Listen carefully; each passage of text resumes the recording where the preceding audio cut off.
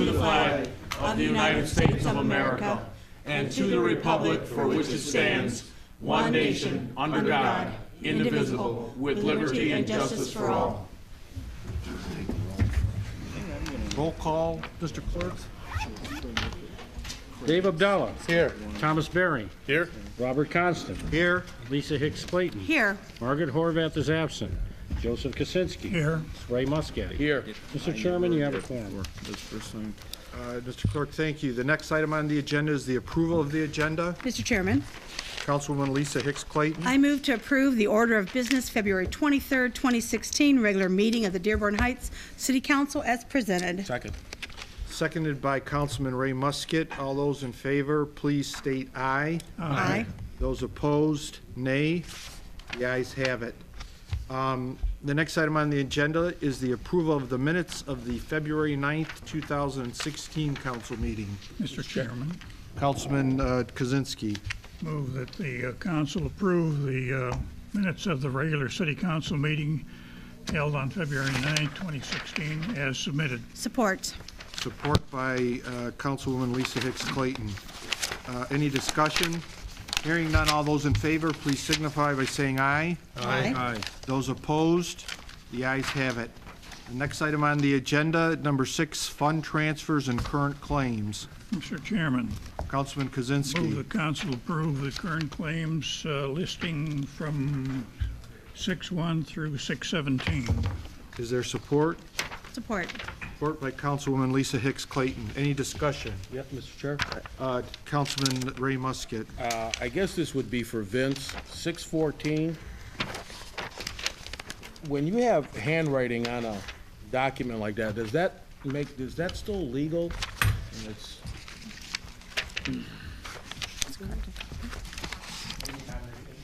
yeah, on the invoice itself? Okay, so just a handwriting would be okay on that? Okay, thank you. And that's done internally by people in the city. Just, yeah. It's the same thing if you just initial something it's after you common make a mistake practice. on a check or whatever. Yeah. All right, thank you. Any further discussion? Hearing none, all those in favor of the motion, please signify by saying aye. Aye. Those opposed, the ayes have it. We did have a motion, did we not? Yes, we did. Sure did. Mr. Kaczynski did. Yep. The next item on the agenda is item 9A from Corporation Counsel Gary Miyake, annual review fee regarding alcoholic liquor retail licenses and retail sales.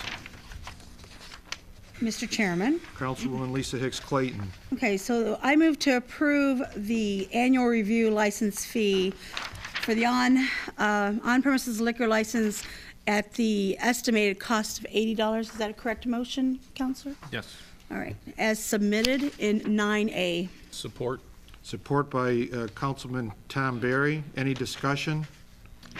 Hearing none. Mr. Chairman, Councilman I have a Kaczynski. question. I'm not too sure. We read this ordinance some time back as to, are there any requirements for minimum size of retail packaged liquor dealers, the square footage of space that they use for sales?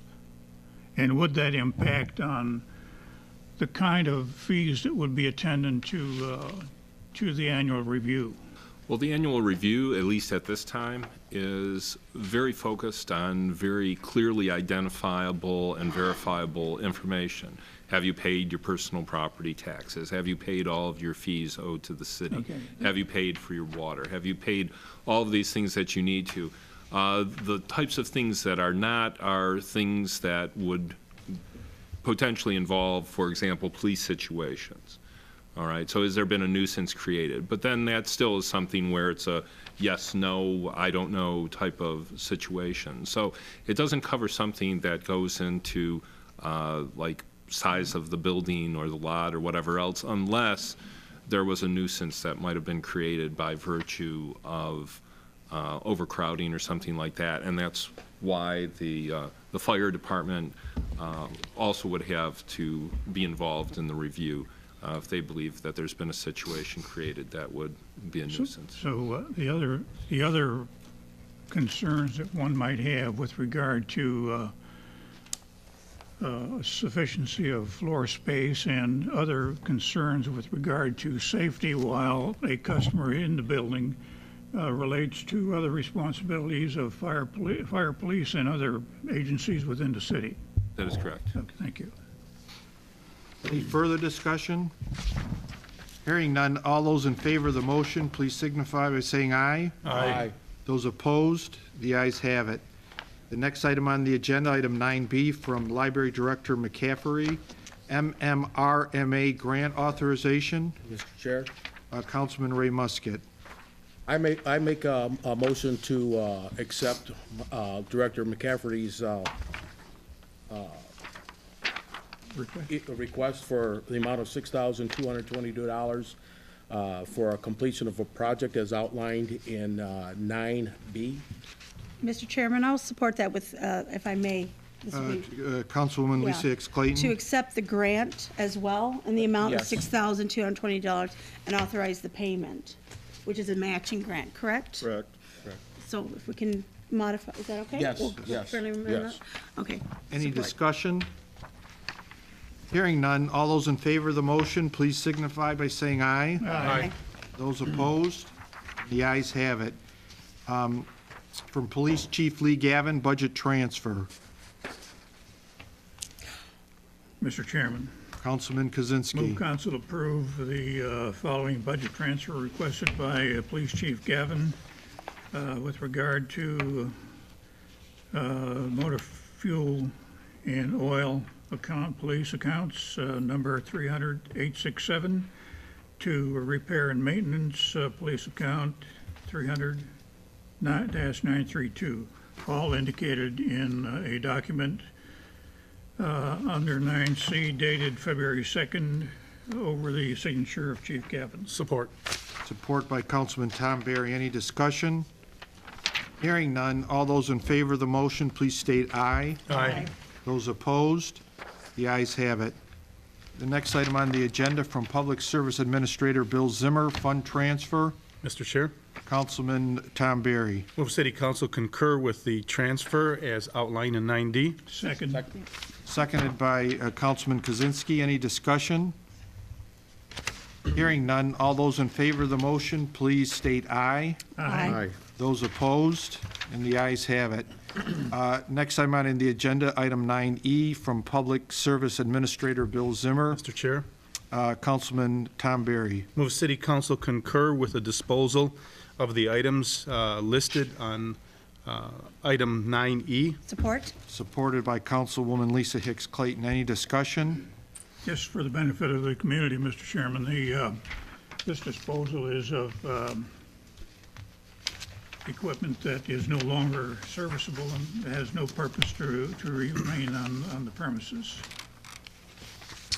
Thank you. Any further discussion? Hearing none, all those in favor of the motion, please state aye. Aye. Those opposed, and the ayes have it. The next item on the agenda is item 13A, business license renewal for Cordy's Collision, 27100 Van Born. Mr. Chairman? Councilwoman Lisa Hicks Clayton. Thank you. I move to approve the business license renewal application for Cordes Collision as submitted in 13A. Second. Seconded by Councilman Ray Musket. Any discussion? Mr. Chairman, Councilman Kozinski. this citation of the renewal of the business license has to do with auto new/used, which requires a council approval. It's, And also an indication that there's some repair work done, designated as a repair station. Is there a fee charged for each individual kind of activity that's being performed at that location? and it's mainly an auto body shop. It may be a little misleading, but they do auto body repair primarily. Clerk, do you? Yes, Councilman, if you look at the invoice, unfortunately, the business license got kind of cut off there. We were having problems with fields. But if you look at the second page, you'll see the car lot is $65 and the motor vehicle repair station is $35. Okay, this does not in any way authorize the storage of vehicles off this specific premises, does it? No, sir. Thank you.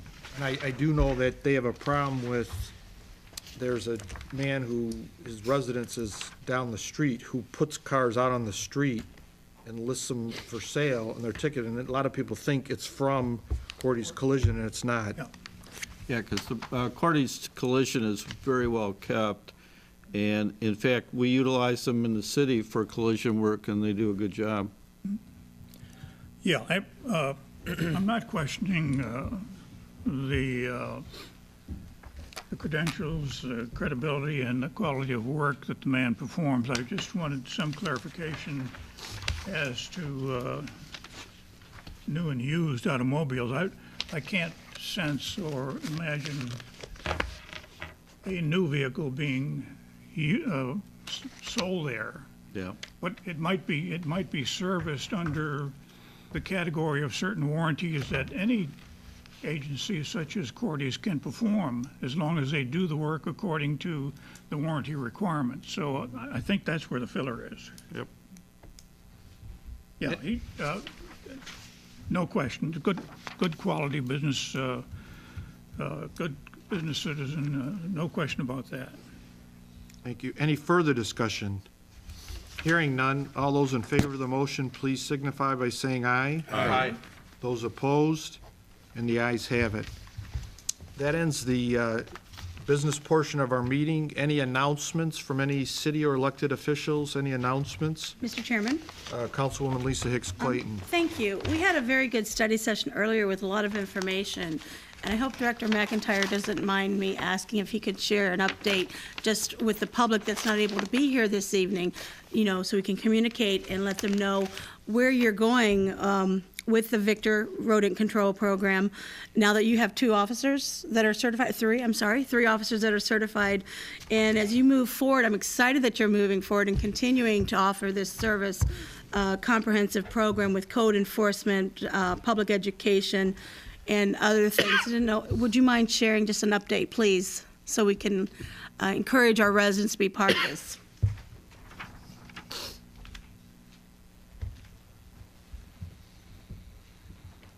Excuse me. And Jack, your presentation was televised, was taped, correct? And No, it was not. The request of the speakers that it not be televised under Okay. any circumstances. I'm sorry, I stand corrected. Go ahead. Okay, so I was made aware last week that 2 of them, not 3 have taken the test, but 2 have passed the test. And as they indicated to you, Mike even said that it was a difficult test for them to take. It had to cover material that you wouldn't think was necessary, and honestly, not something that they're going to probably required to use. One section, an entire section, had to do with the migration of birds. So what we're going to do is by the way, Tajale that was here tonight was the inspector that came down when the call went to the state of Michigan last year that we were using the boxes, unaware that we had to be certified to load the boxes. She's the inspector that came down. There was a lot of conversation about that when she came down. One of them was that we sustained a $500,000 fine. There's been no fine assessed. She came down, and just as respectful and pleasant as she was tonight, she was the same way with us when we met with her. She met with myself, of course the mayor, Chrissy, and Bill Zimmer, and we went over what we were doing, and she suggested to us that we put it on hold until our officers were certified to do the pesticide application.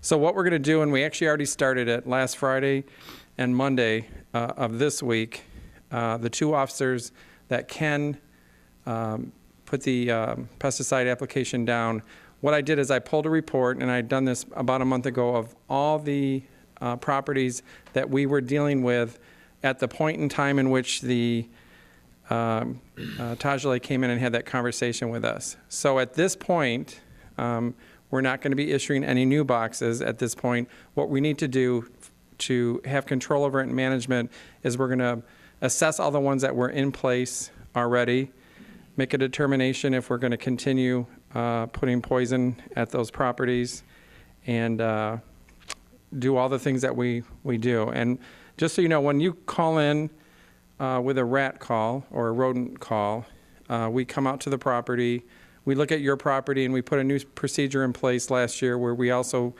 have generated a letter that goes to at least 8 surrounding neighbors around your property, asking them to modify some of the things that they may be doing at their property that might be, as they indicated, invitations for rodents to come to your property. So that's what we're doing now. We're going to continue to do that. We have never stopped vector control. The only thing that we did stop was the application of the rodenticide and the placement of those. So that's the only thing that we stopped. So we're moving forward with that. Thank you. Okay. I will be one to say thank you to you and your department for your hard work. We've been in communication quite a bit, and I appreciate your honesty and integrity addressing the issue, which is very real for our residents. I would also encourage our residents to be engaged in this process and this program of addressing the issues, including maintaining your properties. And if you do have a question or concern, to contact the ordinance department. And don't hesitate to, if not, you don't want to make a phone call, go online and use ErgoVinc.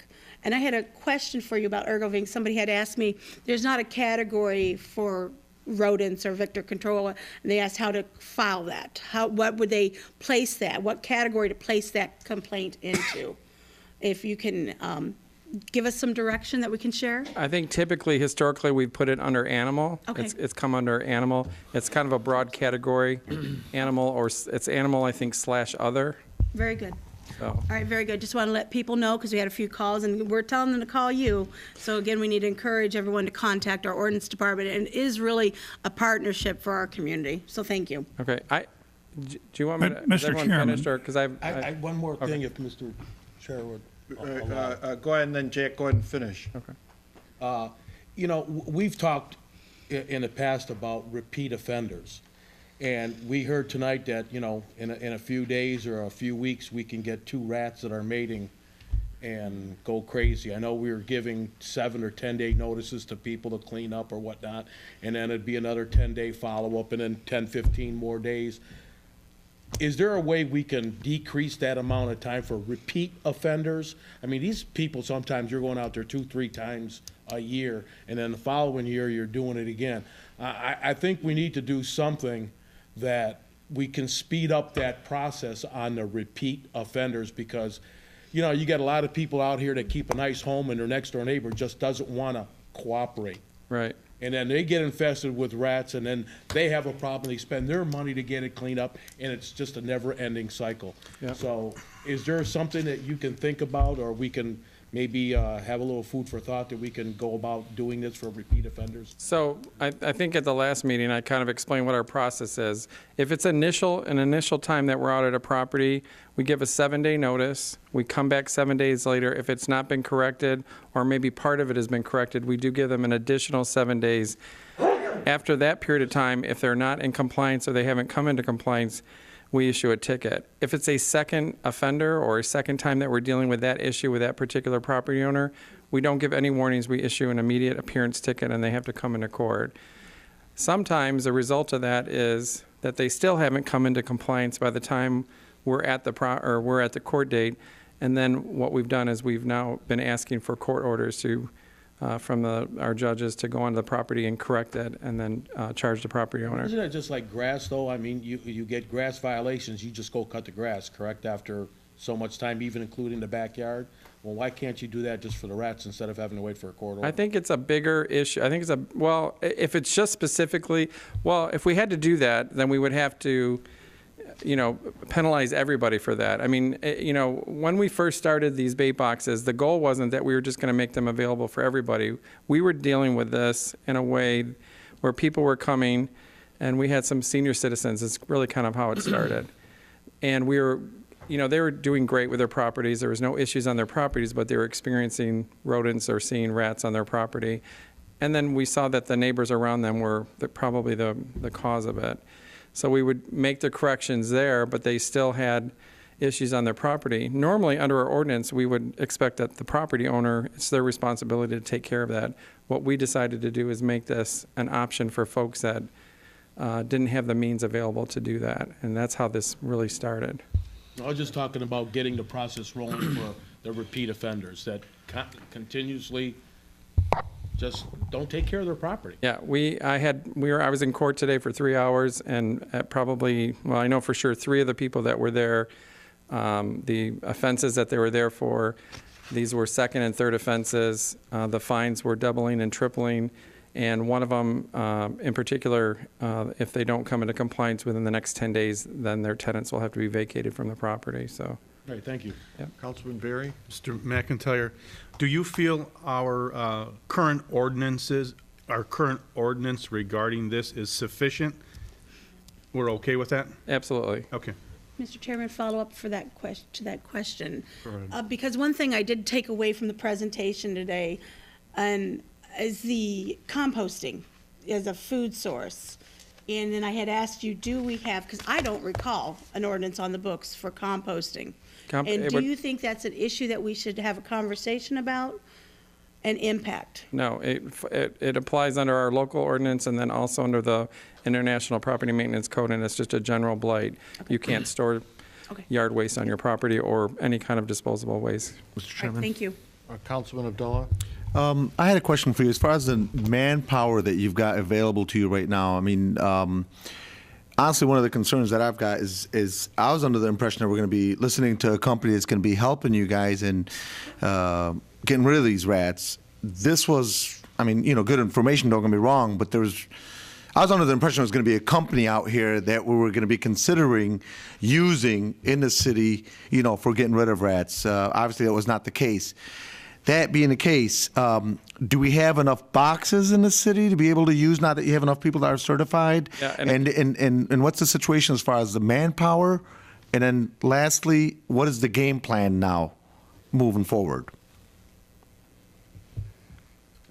So the amount of boxes that we've got, do we have enough manpower, and what is the game plan for getting rid of the rats moving I forward? apologize. I thought I said that. So moving forward from, as of last Friday, any of the rodent enforcements that were in place at the point in time when we had that conversation with the state and they asked us to put the program on hold, we are going to be resuming those properties first, and we're going to, I need to effectively manage that. I don't want to just start handing out boxes to people. They're going to have to meet a criteria to do it, and part of it is, again, like they indicated tonight, this should be a last resort.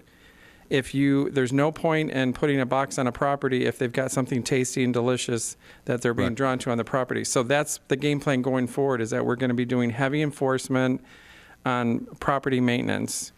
And if people are not coming into compliance with that, or if after multiple times interjecting with them on that and we still have a rodent issue, then we're going to be also writing tickets for rodent harborage.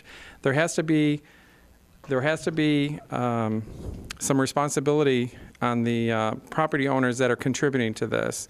And I feel for the folks that, I'm one of those folks. I have a neighbor, maybe I shouldn't have said that. I have a neighbor that... It's on TV, Jack, so be careful. Oh, please take that off. Okay, I have a neighbor that I have to remind sometimes about picking up their dog feces, and I do that myself. I go over there and knock on their door and say, it's been 2 days, and I'm seeing a couple piles, and this needs to be taken care of. So that's our game plan, is to go heavy enforcement. I think I believe we have enough manpower. If we got to a point where I don't think there's any concern about whether or not we have enough boxes. And, yeah. Okay, thank you. Councilman Berry? Jack, I know we have plenty of boxes, and as you said, this is a last resort. So let's move back and look at our first line of defense, which would be cleanup and sanitation. And I know that you probably have some areas that you've identified as real problems. Yeah. And the question about manpower becomes an issue, because in those locations, we're not putting boxes out. Those locations we need to address another way. And we can't, like like Councilman Muscat said, we can't date these people and massage them into cleanup, fix-up. We need to be able to address the issue. I know budget time is coming up. I know we'll probably address manpower in your area because I think it's well spoken for. But can you put a plan together to make us aware and the public of how we're going to address this from point A to point Z? And maybe we can set up a study session so that at least council feels comfortable and the audience feels comfortable with our approach. Because, like you say, this is a last resort, okay? We now have the ability to throw chemicals out there. But that's not a solution. It's not a solution. And we need to be able to address the problems. And if it means throwing more manpower, becoming harder with our approach to correct the problem, is something we need to do. Thank you, Mr. Berry. Mr. Chairman, through the chair, Councilman, I think you've nailed it. And one of the items, Jack has come to me, and I totally agree. And so we're going to have probably a booklet, informational campaign, because there's a tendency, let's say the top 10 offenses, and by addressing those top 10 offenses, we will control the rat problem. And so he's talked to me, and certainly we want all the involvement of the council and all the elected officials and the employees and the residents. But that is an effort, and you're going to see that in the not too distant future. I guess is end of statement. Yeah, I've been working with Bob and Chrissy, and we've been putting together a brochure that we're going to put out into a mailing. It's going to cover all the basic ordinances that people may or may not be aware of. Bob and I are currently working on putting together a couple press releases, and we've been in talks about doing a ordinance show on the cable TV on a regular basis. Good. Mr. Chairman? Councilwoman Lisa Hicks-Clayton. Just real quick, I think that's great because that is a key component of a multi-pronged program, includes a public education outreach, which we've talked about. So that's good. I also wanted to say, encourage, and I know you're already doing this, to work with those neighborhood associations. Like they have their newsletters, we have a newsletter we put out. We include information for the residents on what they need to know, what they can do. Like you said, the top 10 violations that are contributing factors to the rats coming and staying and hanging out, so to speak. So I hope, I'm sure you will continue to do that with our neighborhood associations because they are a great access point to our residents and encourage them for engagement. Thank you. Anything else, Jack? Anything else that? I had some things I wanted to say. I don't know if you want me to just do that now. Go right ahead. Okay. We've talked about the fact that my department could probably use a few more resources, and I've been talking with the mayor about that. And but what I'm asking is for people to understand that I put a very comprehensive program together in the ordinance department. We have a system in place that I think is very effective. And I think I can justify that by telling you again that last year in 2015, we went on 11,222 enforcement inspections in the city. Now, there's been some talk that people may call the ordinance department and they don't get a call back. That might happen sometimes because we're getting a lot of calls during the day, and our procedure is to take the calls on our ordinance department phone number. Michelle schedules them. If they're a priority, they get scheduled that day. If they're not a priority, then they get scheduled into the day that that person is in that area. We've split the areas up into zones. Recently, I've been made aware that there was some conversation at a neighborhood meeting that people are discouraging people from calling my department. And just like my reservation with going out for bid on the vector control, if I don't have the information, I can't put a plan together. So there's 3 avenues in how you can get a hold of us in the ordinance department. And if you feel like you're not getting a response in a significant amount of time, either by virtue of seeing something corrected, then I would ask you that you call me directly at that point. But I have Michelle, who is an awesome clerk in our department. She does way more than just, being a clerk. But 3 things you can do. You can go on the City of Dearborn Heights website. There's a drop-down menu where you go to Citizen Concern and Request. Many of you here have used it. We try to respond to those as quickly as possible.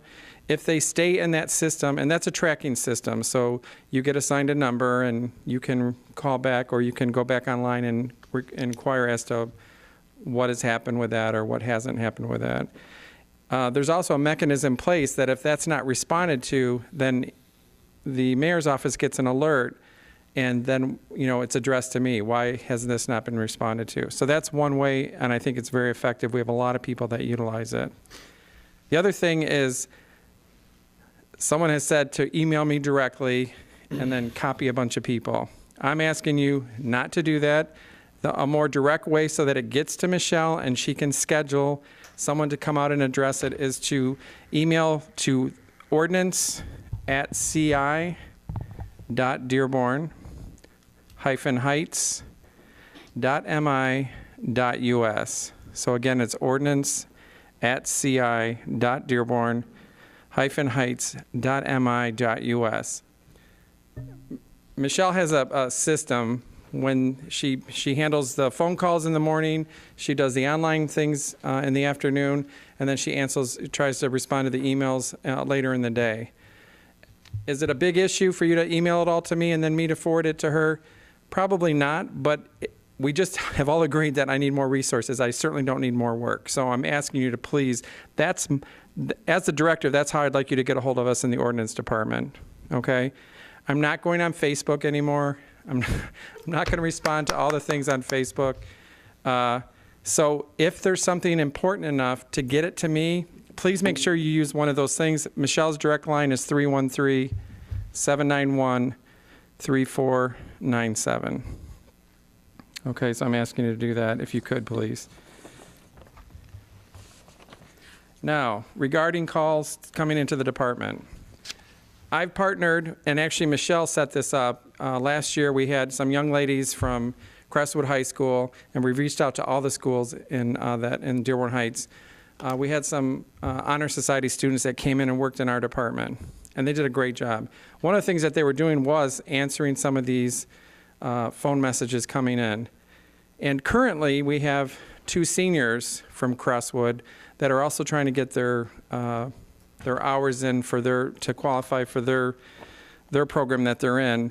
And the other day I was sitting there, it was just me and Mohammed, he's the student, and I'd like to bring them at some point and introduce you to them all, but I had him play the messages on speakerphone so that I could hear, and if he needed any questions, I can answer the questions. Well, Mohammed listened to this message, and the message was racially inappropriate, and it was offensive. And so I took Mohammed at that point and I made it a teaching moment. And I said, we're going to call her back and we're going to have a conversation with her. So we called her back and I explained to this this caller, I said, you left a very offensive remark regarding a particular race of people, and I want you to know that a young man, a student in a high school, took this call. And I'm offended, and I believe he's offended. But we want to call you, and he would like the opportunity to talk to you about what he's learned in 17 years about dealing with people and how there are people from every group, every race, every culture, every religion that don't always do the right things, but most people do try to do the right things. So we took it as an educational moment. But I'm going to ask you, please, when you call my department, I need the number of the house, I need the street where it's located, and I need the nature of the complaint. If you could not have us call you back, that would be easier. We would like to just schedule someone to go out there. But I'm asking you to please, no foul language, no swearing, no offensive comments. I have young people in my office that I'm trying to mentor and show how an office should be run. And so I'm asking you, please make sure that your comments are appropriate. Well and then said. And one other thing, someone called me today and wanted to know why I haven't advertised that I'm hiring, because I have no open positions. I'm not hiring right now, so that was the last thing. Mr. Chair? Councilman Musket? Director, I was at that association meeting that you were discussing a minute ago, and it was my idea for people to email me. But I didn't tell them to email you, told them to email the department, and if and when they called, to take their name and the time that they called. So it wasn't directed just to email you.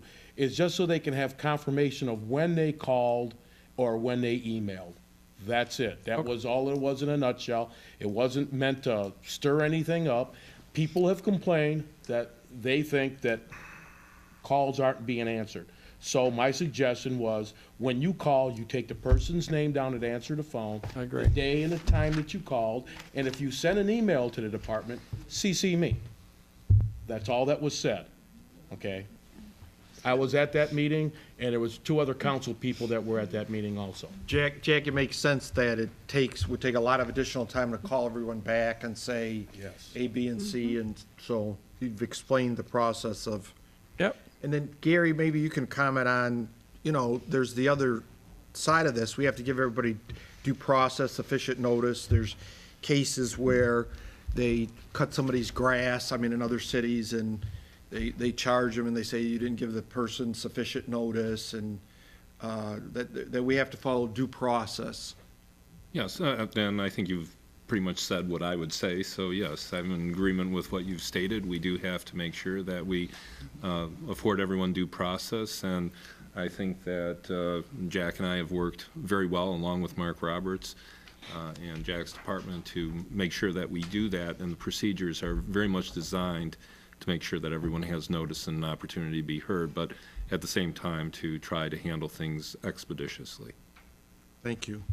Mr. Chairman, Councilman Kozinski.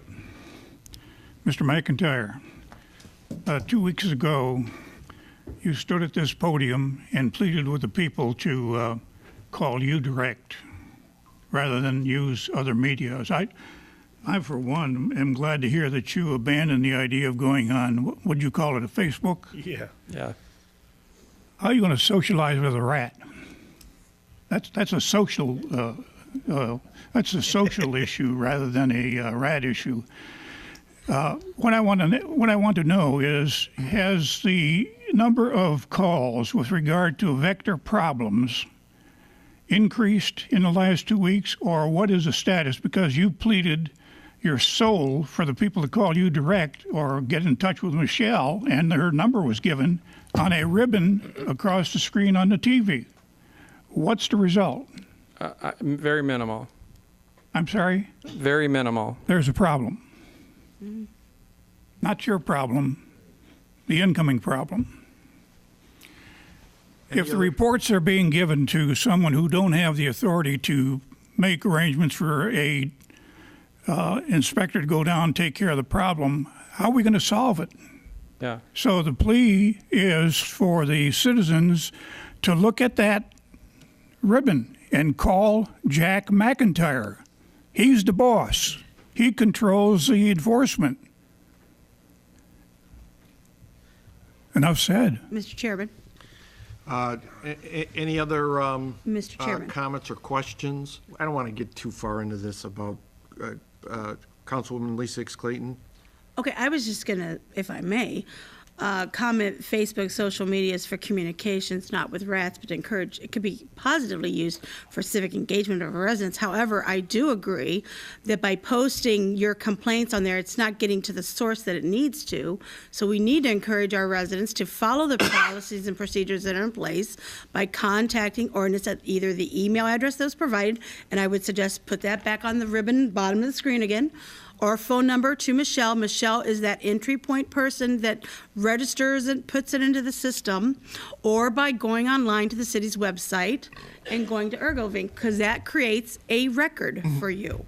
Your time you called it in, your date stamp, all that information's in there. You get assigned a reference number. You can go back and check on the status to see where it is in the process, and that's how it should work. Jack, anything else? I'm Mr. good. Chairman, Councilman Kozinski?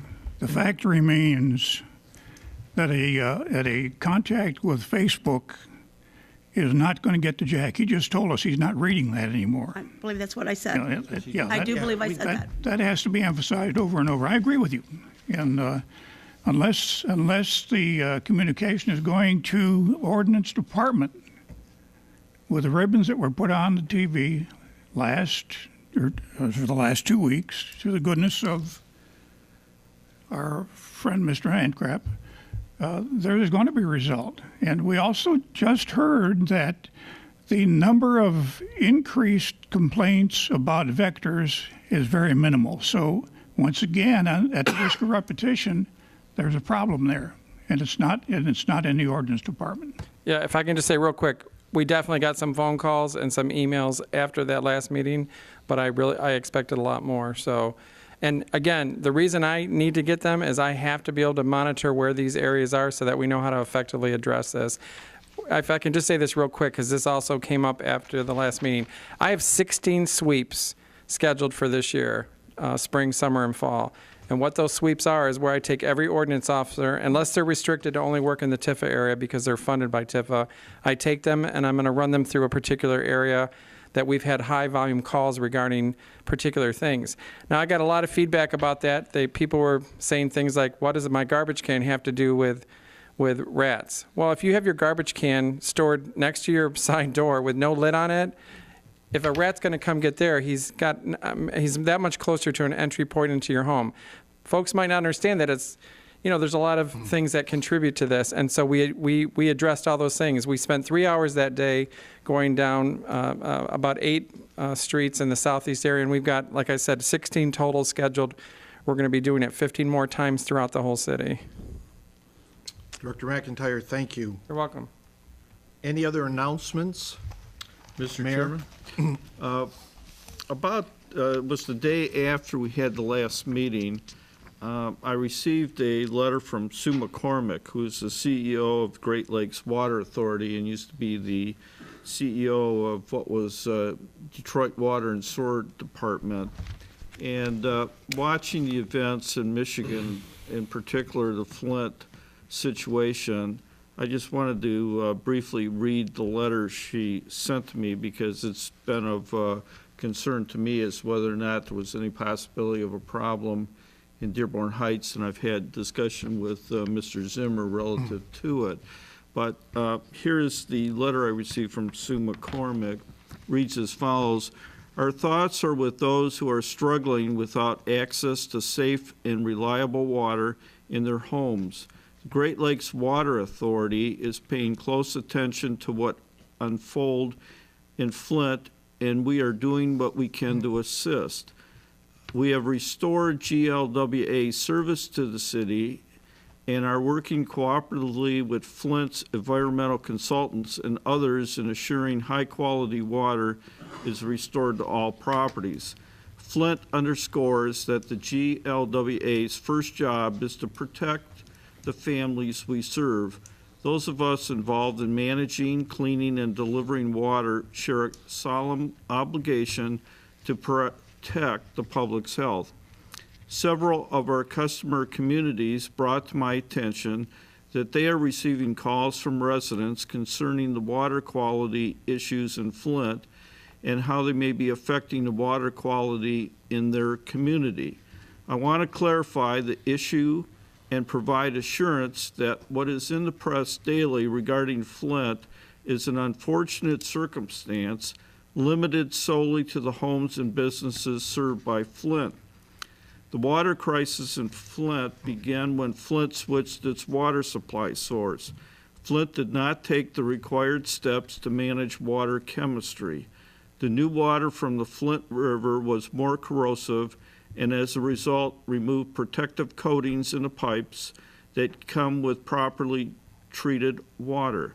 This caused lead to leach from service lines and home plumbing, lead that ended up in water coming out of the taps. Lead did not come from the treatment plant and water mains. It came from lead service lines running between the water main and homes and from plumbing inside the homes themselves.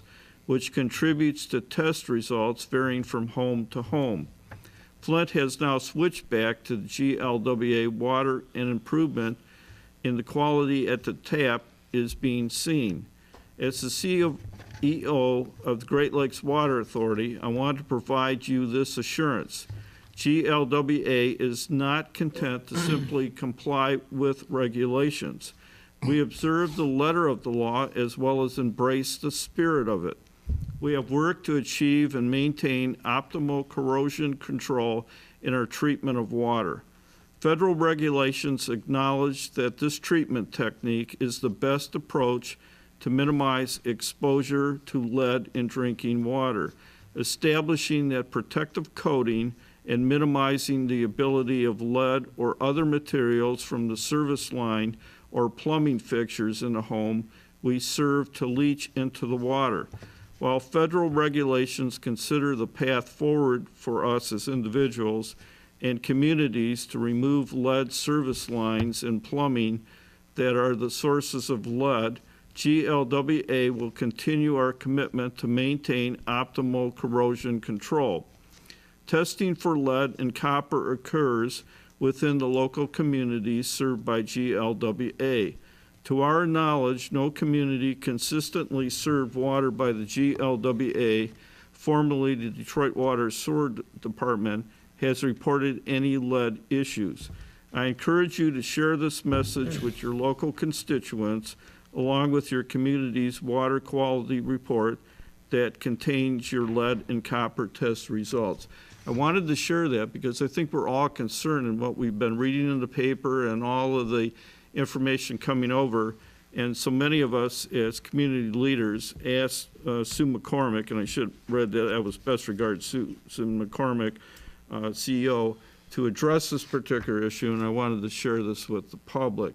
The report, as I understand it, is done in the city newsletter every summer. We distribute it to all the households.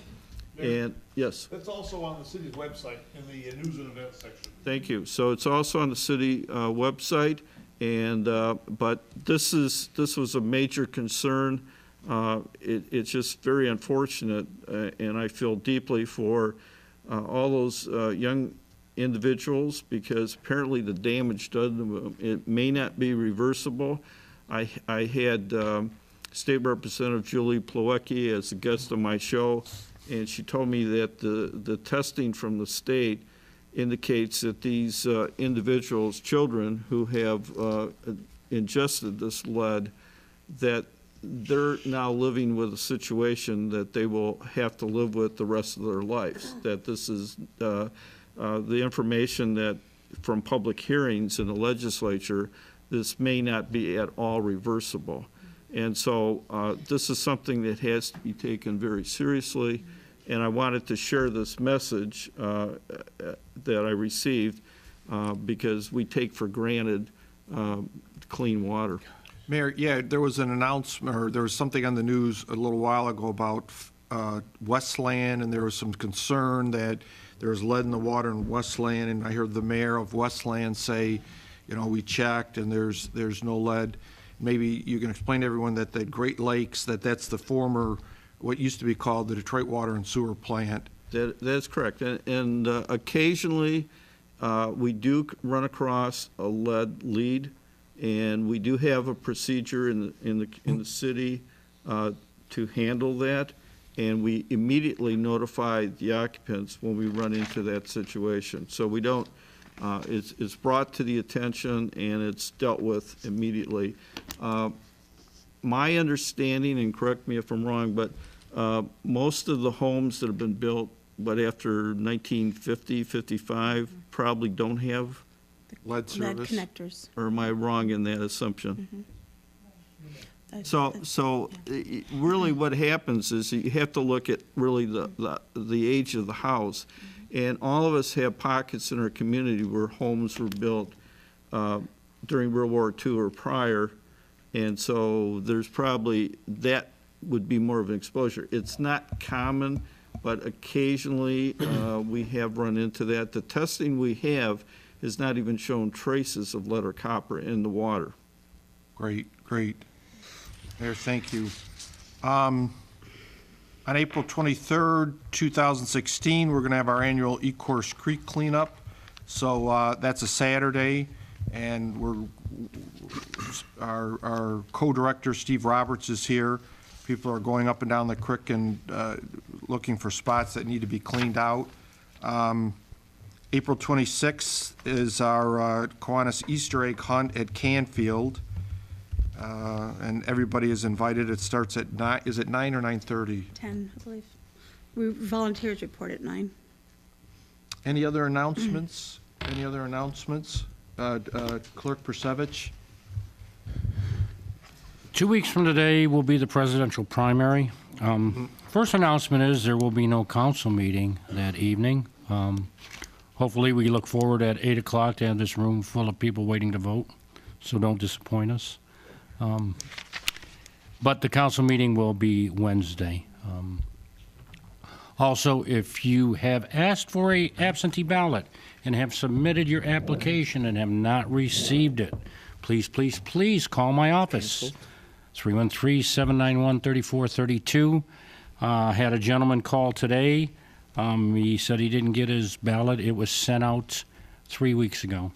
So they do get lost in the mail. Don't wait till Monday and say, I don't have my ballot, Walt. Please call us right away. If it's been more than 4 days, call me. We are sending them out on a daily basis as soon as we get them. So please don't lose out on your ballots. And as always, should you have any election questions, please call me, 313-791-3432. And don't forget, council meeting is Wednesday the 9th, not Tuesday the 8th. Mr. Chairman? Thanks, folks. A question to the city clerk, and the council chairman and I and the city clerk all serve on the election committee, but let's say that an individual at home voted for somebody who's dropped out of the race. Can they get a new what should they do if they now feel like they didn't vote properly? If your candidate that you voted for is no longer a viable candidate, call our office. We will do what we call spoil your ballot. Your ballot will be canceled in the computer. You will be issued a new ballot, and you will be able to revote. So that opportunity is available to you also, and I urge you to do that as soon as possible also, should you choose to do that. Thank you. Mr. Chairman? Councilwoman Lisa I just Clayton. thought of something Kiwanis in the March 8th date. So while you go out and you vote at the polls, if you haven't voted absentee ballot, stop by IHOP on the corner there of Telegraph and Ford Road, because Kiwanis, this is a service project we're doing for the day, will happily greet you and welcome you, and you can have a complimentary stack of pancakes on us. We do ask for you to consider a donation, though, and it supports a project that Kiwanis International and our local Kiwanis clubs have been supporting for 5 years, which is raising money to eliminate maternal neonatal tetanus. So your donation goes to a great cause. Let's eliminate a very painful disease that kills lots of babies. So save a baby, come have some pancakes with us, and consider making a donation. And that's Tuesday, March 8th, all day. And you can have breakfast for dinner if you like. Thank you. Thank you. Any other announcements, Mike?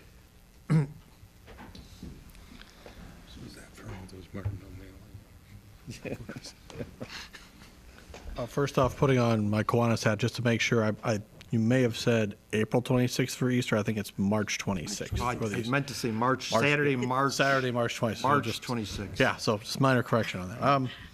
Correct it again. Yeah, I just want to talk about a couple of upcoming events. Next Tuesday, March 1st at 7 p.m. at Carolyn Kennedy Library, and Tuesday, March 8th at 6:30 p.m. at John F. Kennedy Jr. Library. Join us as the Animal Capers strike again. Mr. Jim is faced with doing a cheerful program on the works of Edgar Allan Poe. However, Poe did not write many poems or stories that were very cheerful. Tiberius T. Tiger to the rescue. Will Mr. Jim finally be able to do a program, or is his career as a storyteller nevermore? Also, Wednesday, March 9th at Carolyn Kennedy Library, starting at 5 p.m. for 4 sessions. Join us for Delicious Science. We all know that marshmallows are fun to eat, but did you know that they are also gateways to scientific knowledge? We'll explore the Maillard reaction, Boyle's law, and reenact our own version of the Michel experiment. And I don't know what those are, but I will find out. We will conclude by eating a s'more, so come on out. Call 313-791-3800 to register. That is all for now. Thank you for your time, and see you at the library. We're all going to be at the council meeting, so we're not going to find out what that is. We just send a Okay. proxy. Any other announcements for anybody from the city? Any other announcements? Announcements. Has he got announcements? Public comment. All right, hearing none, any, He's got an announcement. please come up. Please come up.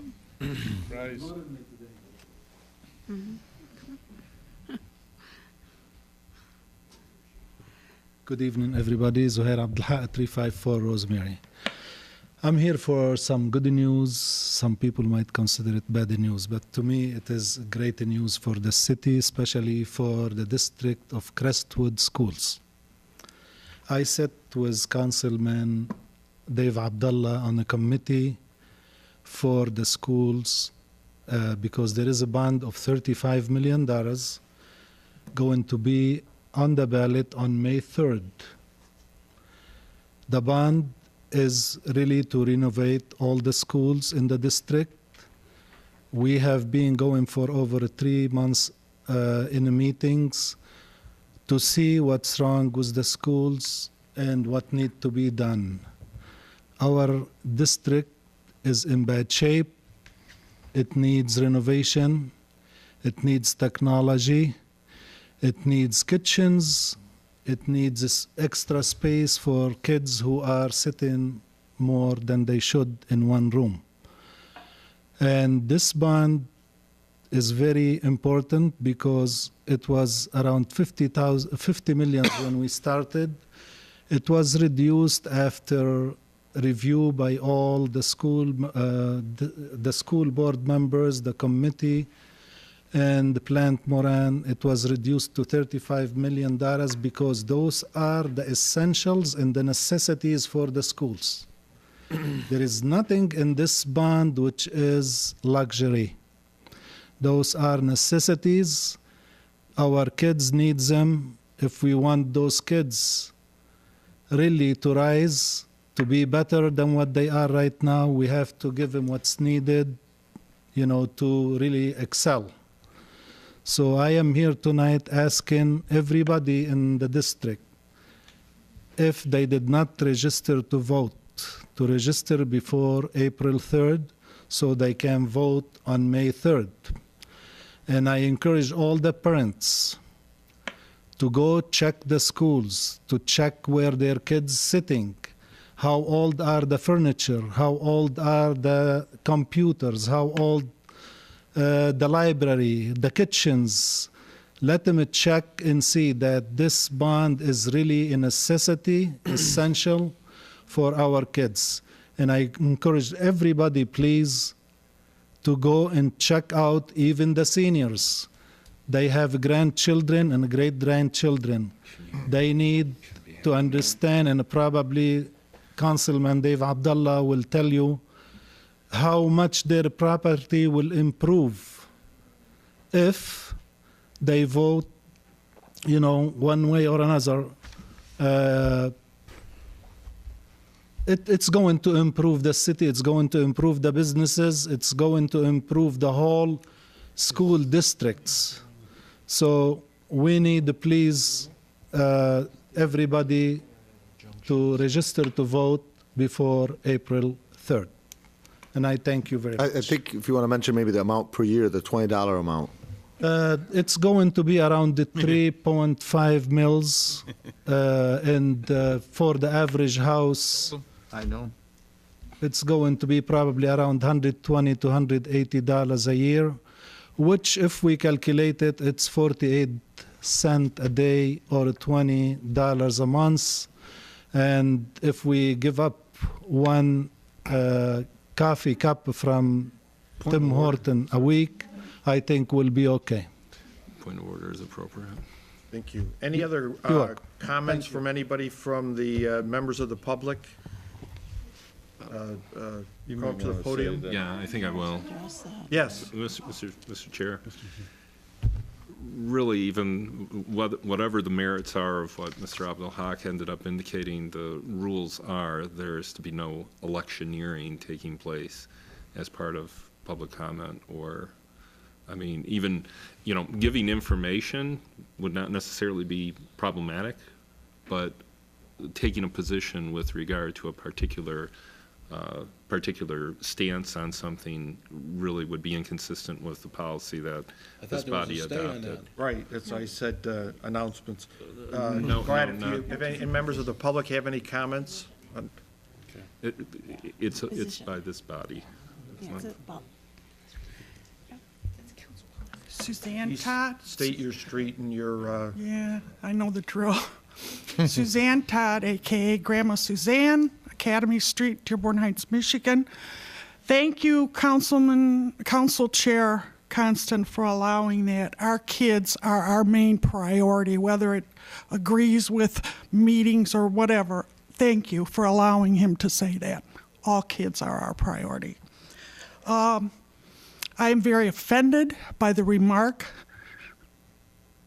Council Chair, that a member of this board, Councilperson Kozinski, said, I'm saying it to you, but I have to tell you who I'm offended by. Okay, now, I'm the one that runs the Facebook page, okay? So the comment made about you can't socialize with a rat is like saying the people that have commented on my page and myself are rats. Okay, fine. I've been called worse. However, I do want to point out that Mr. McIntyre has been able to engage people who would not otherwise call him because they posted on my Facebook page where he posted back, please call me. Okay? So if you don't like my Facebook page, that's okay. I do it because the city of Dearborn Heights doesn't do it. They don't engage their citizens. Okay? Now, the other thing is that if you want people to be engaged, you have to have a means for them to vent. Unfortunately, my Facebook page is that means, because there are no other means except for 3 minutes up here, which I'm probably getting very near. I do want to say that calling the ordinance department or filling out that form will do no good. I'm waiting 1.5 years after I filled out the form online. So I am still telling, and people can take this or leave this, email the ordinance department, email their ordinance, but make sure you let either councilpersons Hicks Clayton, Musket, or Abdallah copy them. Because somehow people are saying, I've called, I'm not getting any answers. So it's a he said, she said kind of situation. So by emailing the ordinance department and simply copying these 3 council persons isn't going to hurt anybody. Well, let's let So- Director McIntyre, but I understood. Anything else? We could be here all night going back and forth. Oh, yes, we can, and I know my 3 minutes is up, so. Thank you. Anyone else? Right here. Go on up to the podium. I just have a question on your announcement. If you can go up to the podium.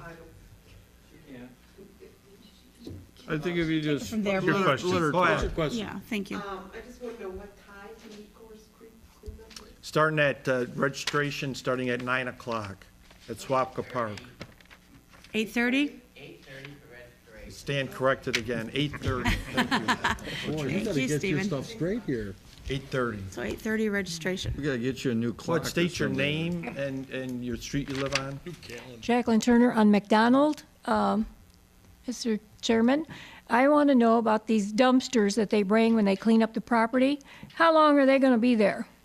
Like if it took 9 months to get a property cleaned up, how long do we have to look at this dumpster that's overfilled? I've got a picture I can show you before it is going to be removed now.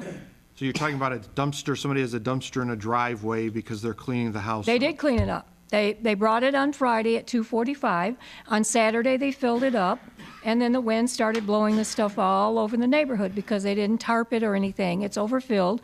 And then there have been people that actually climbed in there, though I don't know why they would do this, and they took out a few items. One was a headboard and a footboard. We noticed it was missing out of the dumpster.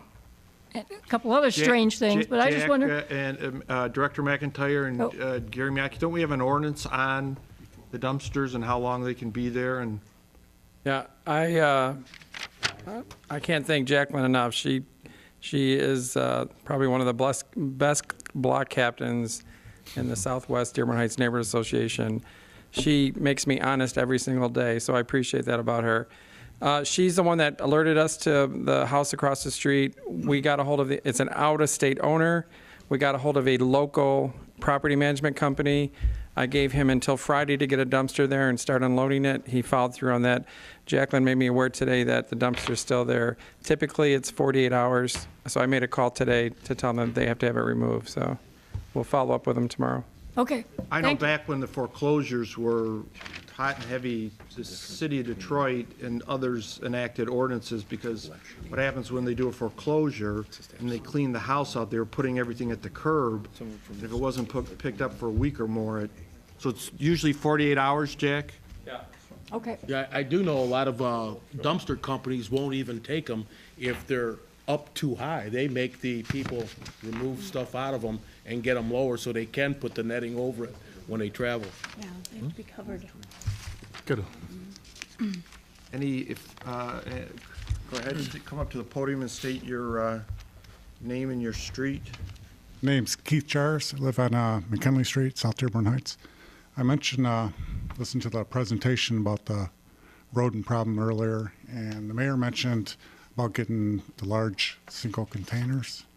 Is that confirmed, or is that going to happen for sure? How it will proceed is the contract with Waste Management expires, I think it's October, at the end of October. We've asked our city attorney whether or not we can get out of the contract early.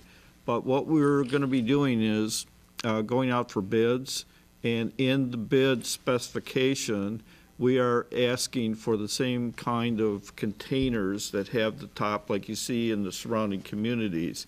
We kind of got out of sync in the contract, and the old contract allowed for bags. So back then there was a lot of discussion. Some of the elected officials felt it was important to still retain the bags and thought seniors would have trouble, but we found from neighboring communities that's not really an issue. And we know and have been told that that is one of the biggest items they did to control the rats. So it is in the bid specification. We will not allow people to put garbage bags, if you will, out.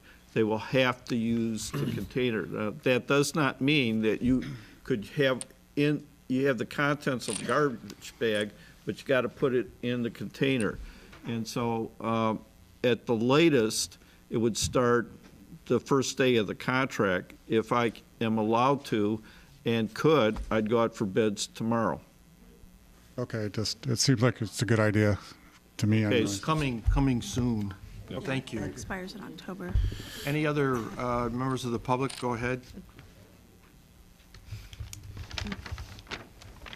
Kay Green on Kenmore Street. And really, I don't have a real major concern, and after all, hearing all of the concerns tonight, I feel almost unqualified to even speak of my little concern, but I did want to bring it to the attention of council. That can be something that can be discussed in the future after you take care of the pressing matters that we've heard about here tonight. And mine is that I read, I live on Kenmore Street, and recently, it's been since September 2014, and I know that it was an FAA regulation was changed, and they went into a pattern to save us all from polluted air by making their travel patterns with airplanes more direct to the airports. And unfortunately, it seems like that we have a little bit of a freeway above our homes of airplanes landing, and the noise is considerably increased. Not intolerable. It is not a pressing matter, but I did take down some information, and I wanted to ask council to maybe think about that, because there are some national cities around the country who have, in fact, had some lawsuits regarding this matter because of the depreciation of value of property in some of the landing patterns, because of the consistency of the airplanes coming over one after another when it's landing time. And so I'm retired, and I walk around a lot now, and I'm outside, and I can see them, and I count them, and from time to time, when I can count 10 to 20 planes coming over, one just getting out of sight and another one coming, it concerns me about just our community in general. So that's why I wanted to bring it to your attention, and I did write up the information I had from the other areas, and I apologize for even bringing the data this week when you have really big issues going on, and I certainly would want the others to get your attention more, but I would wonder if you would allow me, I will let you pass out this communication, and thought maybe you might could read it at some time at some other time. And you want to contact, that's a federal issue, so I know when John Dingle had more of Dearborn Heights, he did a lot regarding airport noise, and I have, and they just mentioned that cities were not even brought into this. I know the communities weren't even brought in to discuss this. The FFA just did this. So your congressperson would be Congressman John Conyers, either Congressman Conyers or either our senators or senators. Because that's aviation is a federal issue, but I'll be happy to write to them, but it is cities that are taking up the issue somewhat just to protect their homeowners and the property values as the future goes on. I mean, we are close to the airport. We're used to airport noise. We appreciate, I think, being close to the airport. It's convenient for a lot of things, but they have, in fact, just made a certain route that's the landing pattern, and it's not scattered like it used to be. It is very different than it was when I moved here 50 years ago. Of course, there's more planes and they're bigger. But it's a known fact, and the communication will tell you a little bit about that. Thank you. Thank you for listening to me. Thank you. What street did she say she was in? Kenmore. I feel for you. Where I live, when I sit outside at 4 o'clock, the 747 comes overhead. I could actually read the writing on the airplane. That's how low the 747 is. So we can tell what time of day it is by which airplanes come in. Yeah. Anyone else from the public? Any other members of the public? You have someone coming up there.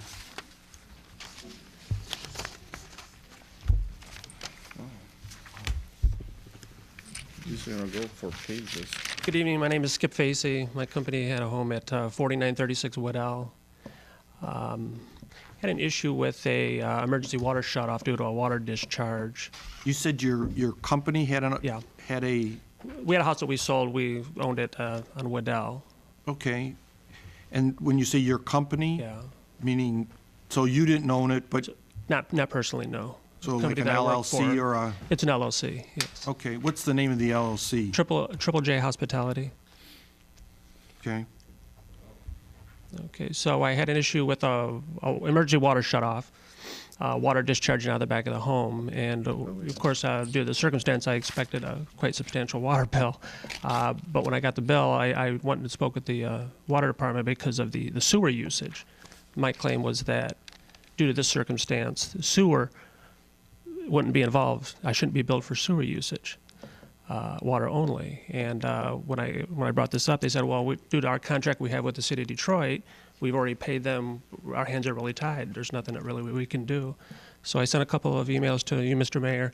I didn't get a response, stopped in, and they suggested that I bring this up in this forum, because I don't know if I have any recourse regarding that situation. Was this a rental or? It was a vacant home. It was a flip. Sewer's tied into the water, and there's no separate meter there to regulate anything, so the only thing we have to go off of, and I apologize, Mr. Chair, for overstepping myself, but the concern is not only yours, but everyone in the cities, and we all have the same complaint. Why do we have to pay for disposal if, in fact, we're not using a sewer? Unfortunately, it is part of the water, and there's only 1 meter that we have on a home to read how much we're taking in, and unfortunately nothing to measure disposal. So at that, that being said, there's not much we can do with it. Well, I understand you're treating it as if they were both the same, but the sewer rates are a lot higher.